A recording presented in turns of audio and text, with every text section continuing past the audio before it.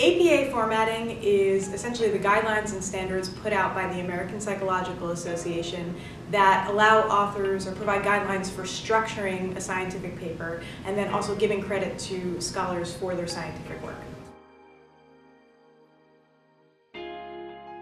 I find myself writing in APA format all the time in every one of my psychology classes. I find myself writing APA many times, especially this semester, since all my core classes are related to psychology, and mostly every class requires you to write in APA format. There are a number of reasons why it's important for students to write in APA format, but primarily it's important for the field to have a standard way of communicating information, particularly research findings.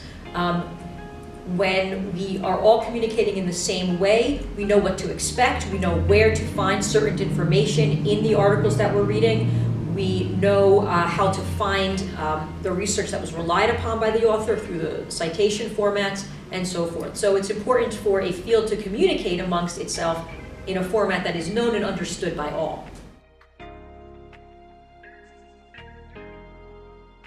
The hardest part about writing an APA is definitely remembering that there's multiple parts to writing an APA. So you need to have like a cover page, you need to have an abstract, you need to have references, and you need to cite properly. The hardest part about writing an APA is for citations. Probably the hardest part about writing an APA format is the citations, because they can get pretty complicated.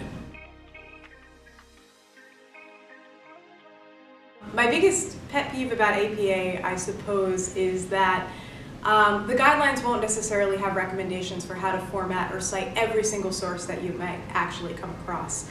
The goal, though, when you're looking at these guidelines is to figure out what might work best for the source that you have, that would best represent where you found that source and who is responsible for producing that source. I would definitely recommend taking the time to really study and learn APA format because it is a skill that will help you in any or most of your social science courses.